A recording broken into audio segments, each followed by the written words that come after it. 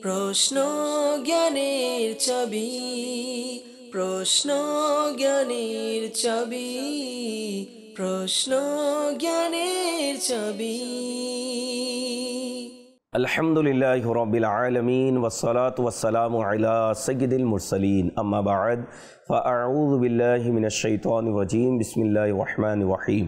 আসসালাতু ওয়াসসালামু আলাইকা ইয়া রাসূলুল্লাহ ওয়া আলা আলিকা ওয়া সাহবিকা ইয়া হাবিবাল্লাহ।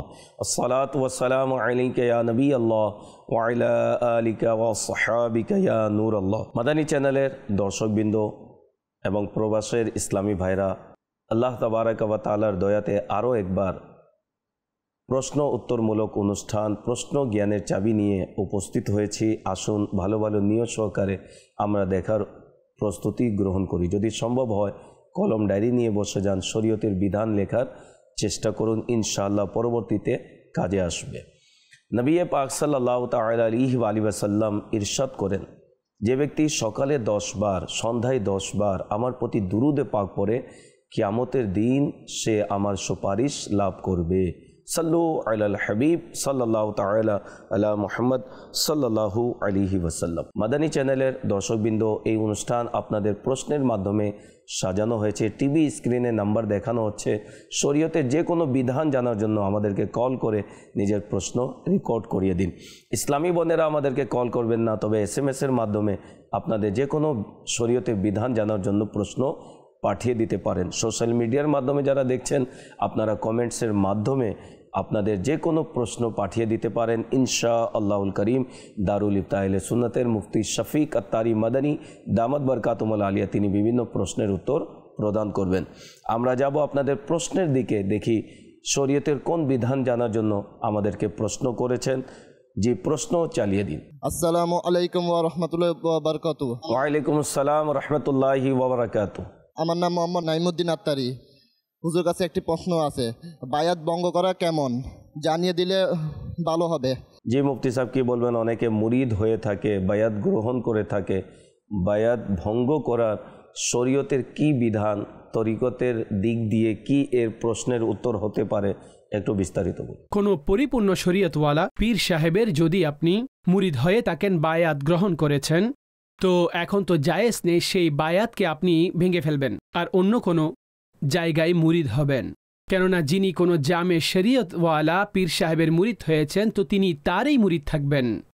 অনেক সময় এমন হয়ে থাকে, যার কাছে বায়াত গ্রহণ করেছেন তিনি বায়াত দেওয়ার মতো কিংবা পীর হওয়ার মতো তার কোনো যোগ্যতা নেই, তো সেখানে তো জায়েজ নেই, সেখানে বায়াত গ্রহণ করাও ঠিক নয়। বায়াত করলেও বায়াত হবে না, আর করেও থাকলে সেটা ছেড়ে দিন। কেননা পীরের জামে শরীয়ত হওয়া, সর্বপ্রথম পীরের আকিদা যথার্থ হওয়া, সুন্নি সহিহুল আকিদা মুসলমান হওয়া তার।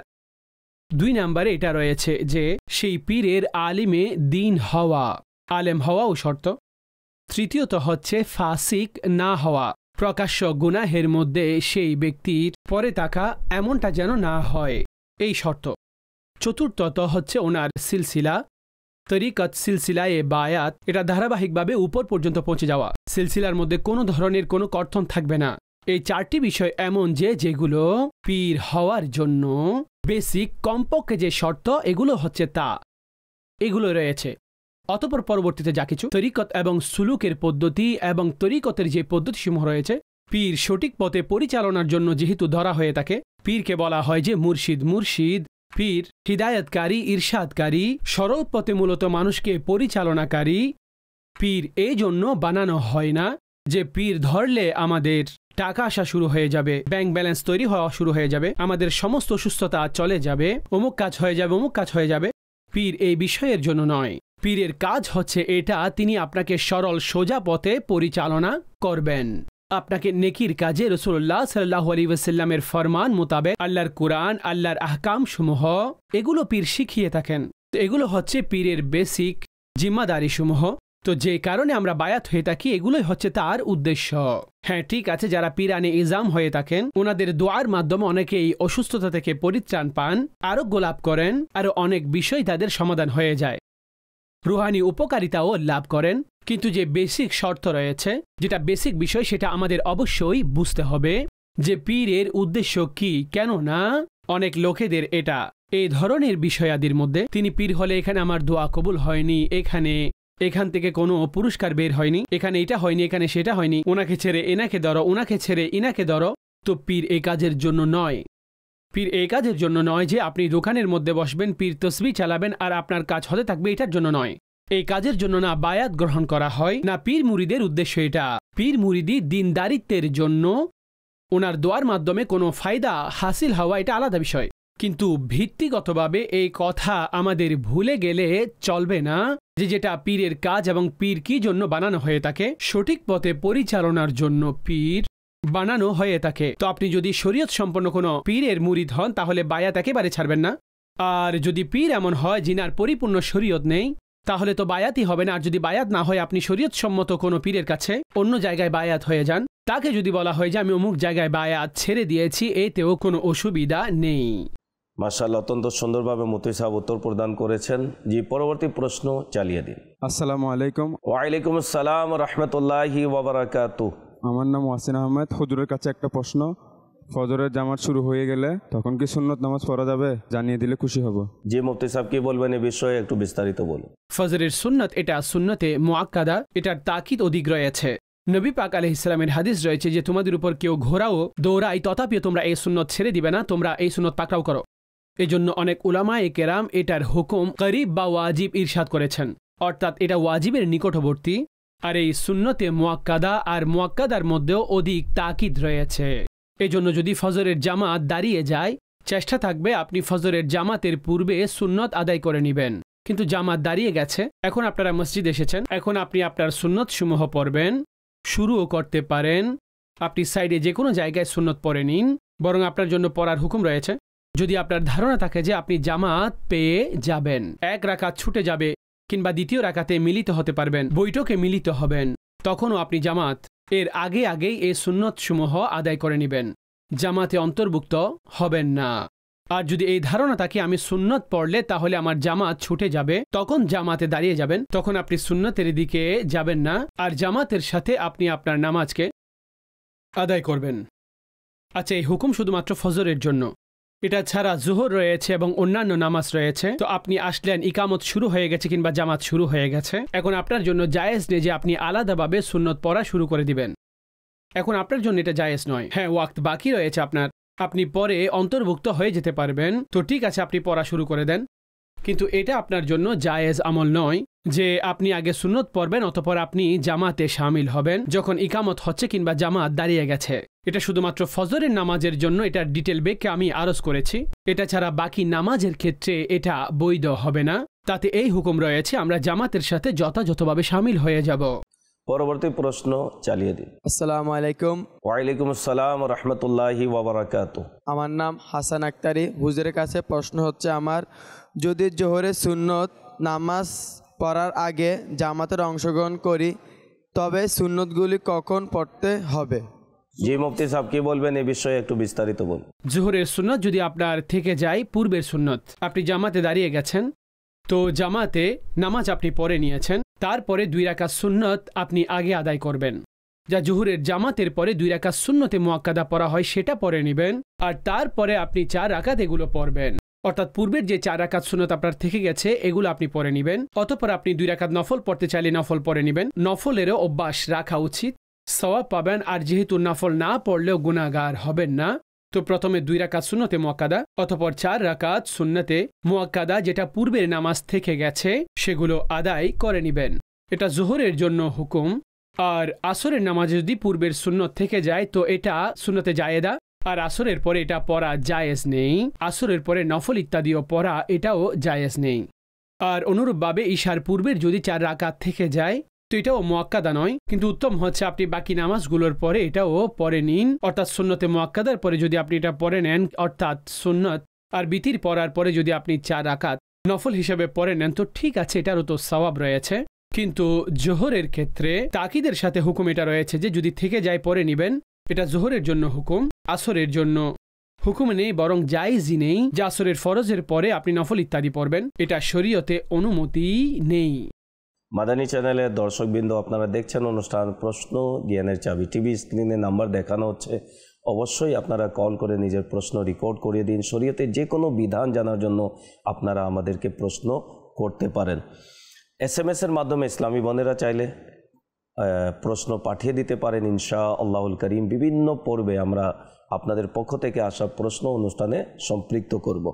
সোশ্যাল মিডিয়ার মাধ্যমে যারা দেখছেন অনুরোধ করব আপনারা লিঙ্ক শেয়ার করে দিন, যাতে আপনার মাধ্যমে কেউ যদি এই অনুষ্ঠান দেখে শরীয়তের বিধান শিখে এর উপর যদি আমল করে ইনশাআল্লাহুল করিম এর প্রতিদান সওয়াব আপনিও পাবেন। জি, কয়েকটি প্রশ্ন রয়েছে, জি প্রশ্ন চালিয়ে দিন।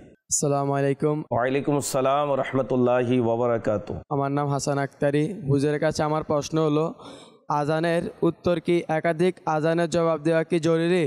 জি মুফতি সাহেব কি বলবেন, যখন আজান শুরু হয় একাধিক মসজিদ থেকে আজানের আওয়াজ চলে আসে, এখন কি প্রত্যেক মসজিদের আজানের জবাব দিতে হবে, না একটি আজানের জবাব দিলেই জবাবের হক আদায় হয়ে যাবে? একটু বিস্তারিত বলুন। সর্বপ্রথম এই মাসালাটি বুঝে নিন যে আজানের জবাব মুখে দেওয়া এটা ওয়াজিব নয়, মুস্তাহাব আমল, এবং এটার উপরে অনেক নেকি সওয়াব রয়েছে। এই আমল আমাদের করা উচিত এবং আজানের জবাব দেওয়া উচিত। এখন যদি এত সংখ্যক আজান হয় যে একদিক থেকে আজান আসছে অন্য দিক থেকেও আজান আসছে, তো আপনি সর্বপ্রথম আজানের জবাব দিয়ে দিলে এটা যথেষ্ট হয়ে যাবে। হ্যাঁ, যদি কেউ এটা ব্যবস্থা নেয় যে আমি এই আজানও শুনবো ওই আজানকেও শুনবো, যত্ন নেই, এটার সম্মান করে, তো ঠিক আছে, ভালো কথা, আজানকে সম্মান করা উচিত। আজান হচ্ছে শাইরুল্লাহ, আল্লাহর নিদর্শনসমূহের একটি। আর আজান আহ্বানকারী তো আল্লাহর দিকে ডাকছেন, আহ্বান করছেন, ডাকছেন, তো একেবারে ঠিক আছে, আপনার আদব ইহতেরাম সব সময় রাখা উচিত। কিন্তু ওয়াজিব হবে নাকি ওয়াজিব থাকবে না, কিংবা সমস্ত আজান জরুরি এমনটাও নয়। প্রথম উক্ত জবাব দিয়ে দিয়েছেন, এখন আপনি জিম্মা থেকে মুক্ত হয়ে গেছেন। এটার চেয়েও দামি মাসালা হচ্ছে এটা যে আজান হয়ে গেছে, এখন আজানের আসল জবাব কদমের মাধ্যমে, যে আমরা যাব নিয়ম অনুসারে মসজিদের দিকে যাব, নামাজের দিকে যাব, জামাতের দিকে অগ্রসর হব, এটা আজানের আসল জবাব। অর্থাৎ এক জবাব তো আপনি মুখের দ্বারা দিয়েছেন, আর আরেকটি হচ্ছে নিয়ম অনুসারে পায়ে হেঁটে যাওয়া, নিয়ম অনুসারে কাজ হিসেবে পায়ে পায়ে অগ্রসর হওয়া। পায়ে হেঁটে এই জন্য যার উপরে জামাত ওয়াজিব হয়েছে তিনি তার উপর আমল করতে গিয়ে জামাত সহকারে নামাজ পড়বে। তো এটাই হচ্ছে বেসিক আজানের যে জবাব, তো এটার দিকেও আমাদের অবশ্যই চেষ্টা থাকা উচিত। জি, পরবর্তী প্রশ্ন চালিয়ে দিন। আসসালামু আলাইকুম ওয়া রাহমাতুল্লাহি ওয়া বারাকাতুহু। ওয়ালাইকুম আসসালাম ওয়া রাহমাতুল্লাহি ওয়া বারাকাতুহু। আমার নাম মোহাম্মদ নাইমুদ্দিন আত্তারি। হুজুরের কাছে একটি প্রশ্ন আছে। পুরুষের জন্য যে গহনা পরা হারাম, খন্ডকারের জন্য তা তৈরি করা এবং কেনাবেচা করার বিধান কি জানিয়ে দিলে খুব মেহেরবানি হবে। জি মুফতি সাহেব কি বলবেন এই বিষয়ে, যে পুরুষের জন্য স্বর্ণ পরা হারাম, তো স্বর্ণের অলংকার তৈরি করা এটি জায়েজ হবে কিনা, শরীয়ত কি বলেছে, একটু বিস্তারিত বলুন। পুরুষের জন্য স্বর্ণের আংটি বানানো কিংবা রূপার এমন আংটি বানানো যেটা তার ওজন বর্ণনা করা হয়েছে তার চেয়েও বেশি, তো তখন এটা জায়েজ হবে না। এই তৈরি করাও জায়েজ হবে না, এটা কেনা বেচা করাও এটা জায়েজ আমল নয়, এটা হচ্ছে গুনাহের উপর আমলকারী এমন কাজ। আর আমাদের নেকির কাজে তো একে অন্যকে অনুসরণ করতে হবে, গুনাহের কাজের মধ্যে একে অন্যের অনুসরণ করা যাবে না, তো এই আমলটি জায়েজ নেই। এভাবে স্বর্ণের আংটি সাধারণভাবে আর পুরুষের জন্য আরও না জানি কত কিছু নিয়ম তৈরি করে ফেলে, হাত করা বানায়, আরও অনেক জিনিস তৈরি করে। শুধুমাত্র একটি আংটি জায়েজ রয়েছে, শুধুমাত্র একটি আংটি জায়েজ, সেটা হচ্ছে রূপার, তারও ওজন হতে হবে 4.5 মাসা। 4.5 মাসা অর্থাৎ 4 গ্রাম 374 মিলিগ্রাম। এর চেয়েও কম হতে হবে, এটা থেকেও কম হবে, 4.5 মাসা থেকে কম হবে। তো এমন একটি আংটি পুরুষের জন্য জায়েজ, অর্থাৎ এটা সহজভাবে 4 গ্রাম আর অল্প মিলিগ্রাম, তো 4 গ্রাম পর্যন্ত আপনি রাখুন বানাতে চাইলে। রূপার একটি আংটি থাকবে, নাগিনাও তার মধ্যে থাকবে, আর 4.5 মাসার চাইতেও কম হবে। তো এই আংটি তার জন্য পরা এটা জায়েজ হয়ে থাকে। এটা ছাড়া স্বর্ণ কিংবা অন্যান্য, তো এটা পুরুষের জন্য পরা একেবারে জায়েজ নেই। মাশাআল্লাহ, অত্যন্ত সুন্দরভাবে মুফতি সাহেব উত্তর প্রদান করেছেন। যে সর্বশেষ প্রশ্ন চালিয়ে দিন। আসসালামু আলাইকুম রহমতুল্লাহ। ওয়ালাইকুম আসসালাম রাহমাতুল্লাহি ওয়া বারাকাতুহু। আমার নাম জাহিদ নাইম আত্তারি। হুজুরের নিকট আমার প্রশ্ন হলো, মাতৃভূমির প্রতি ভালোবাসা ইমানের অংশ, এটা কি হাদিস জানিয়ে দিলে বেশি ভালো হতো। আসসালামু আলাইকুম রহমতুল্লাহ। ওয়ালাইকুম আসসালাম রাহমাতুল্লাহি ওয়া বারাকাতুহু। জি মুফতি সাহেব কি বলবেন এই বিষয়ে, একটু বিস্তারিত বলুন। এটা হাদিসে পাক নয়, অনেক সময় হুব্বুল ওয়াতানি মিনাল ঈমান বলে মানুষ বর্ণনা করেন। তো এটা হাদিস নয়, প্রসিদ্ধ বাণী। আর বুজুর্গগণের কাছ থেকে, আসলাফদের কাছ থেকে এই কথা প্রচলিত রয়েছে। নিজের দেশের প্রতি, শহরের প্রতি প্রত্যেক মানুষের ভালোবাসা থাকে, হৃদ্যতা থাকে।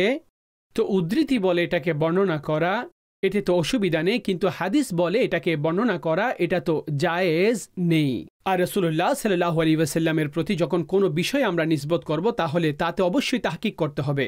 এমন হয়ে তাকে অনেক লোক এভাবে বর্ণনা করেন, যেমন রবিউল আউয়াল শরীফের সংবাদ দানকারীর ব্যাপারে বলা হচ্ছে সুসংবাদ, রমজানের সংবাদ দানকারীর ব্যাপারে বলা হচ্ছে যে সুসংবাদ, অমুকের সুসংবাদ দানকারীর জন্য জান্নাত। তো এমন কোনো মাসের ব্যাপারে এভাবে বর্ণনা হয়নি, না রবিউল আউয়ালের ব্যাপারে বলা হয়েছে, না রমজানের ব্যাপারে বলা হয়েছে, না অন্য কোনো মাসের। তো এইভাবে নিজে নিজে নিজের পক্ষ থেকে এ রওয়ায়েত আমাদের বর্ণনা করা উচিত নয়। সোশ্যাল মিডিয়াতে অনেক লোক এই বিষয়ে পোস্ট করে থাকেন, তারা সওয়াবের কাজ এটাকে মনে করেন। মূলত রসুল পাক সাল্লাল্লাহু আলাইহি ওয়াসাল্লামের এই হাদিস রয়েছে যে জেনে বুঝে আমার উপর মিথ্যা দাঁড় করালো, তো সেই নিজের ঠিকানা জাহান্নাম বানিয়ে নিল, সে নিজের ঠিকানা জাহান্নাম বানিয়ে নিল। তো এই জন্য এই ধরনের অনুমান কখনো আমাদের করা উচিত নয়। আপনি যথার্থ মুস্তানাদ বর্ণনা সেগুলো ব্যবহার করুন। দাওয়াত ইসলামের ওয়েবসাইটে দাওয়াত ইসলামের কিতাবসমূহ রয়েছে, এটা অনেক উলামায়ে কেরাম তাকে প্রকাশ থাকে। লেখক এখানে উলামায়ে কেরাম, পরবর্তীতে চেক অর্থাৎ যিনি তফতিশ করেন তিনিও উলামায়ে কেরাম, আর এভাবেই ধারাবাহিকতা হয়ে থাকে। এজন্য আপনি মুস্তানাদ মুতাবার জায়গা থেকে এগুলোকে সংগ্রহ করুন। মাসিক ফাইজানি মদিনা রয়েছে, দারুল ইফতাহ আহলে সুন্নাতের ওয়েবসাইট রয়েছে, আর তার মধ্যে ফতোয়া এবং এই ধরনের বিষয় মজুদ রয়েছে। তো সেখান থেকে যদি আমরা অধ্যয়ন করি, তাহলে আমরা মুস্তানাদ এবং যথার্থ তথ্য পেয়ে যাব। এতে উপকার রয়েছে, এতে নিরাপত্তা রয়েছে। আশা রাখি যিনি প্রশ্ন করেছেন নিজের উত্তর পেয়ে গিয়েছেন। আল্লাহ তাবারাকা ওয়া তাআলা আমাদেরকে ইলমে দ্বীন অর্জন করার তৌফিক দান করুক। মাদানী চ্যানেলের দর্শকবৃন্দ যারাই এই পর্যন্ত আমাদেরকে প্রশ্ন করেছেন, আপনাদের জন্য দোয়া রইল। আল্লাহ তাআলা আপনাদেরকে ভালো সুস্থ রাখুক। সময় হয়েছে বিদায় নেবার, পরবর্তী অনুষ্ঠান দেখার আমন্ত্রণ জানিয়ে বিদায় নিচ্ছি। সাল্লু আলাল হাবিব সাল্লাল্লাহু তাআলা আলা মুহাম্মদ সাল্লাল্লাহু আলাইহি ওয়াসাল্লাম। প্রশ্ন জ্ঞানের চাবি, প্রশ্ন জ্ঞানের চাবি, প্রশ্ন জ্ঞানের চাবি।